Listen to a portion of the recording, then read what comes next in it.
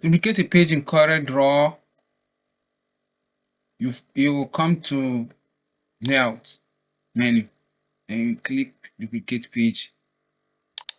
It will ask you, do you want to copy the content of the page, copy layers and their content? Do you want it to be before the selected page or after the selected page? So it might be after. By default, it will come as after. And this one will be copy layers only. So sometimes our suggestions are you copy layers and the content depending on what you want to do. So you click on OK.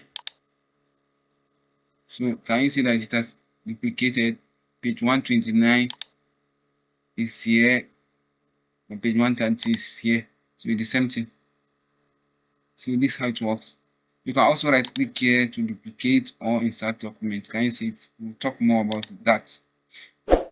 So thanks for watching. Don't forget to subscribe for more videos like this. You're welcome.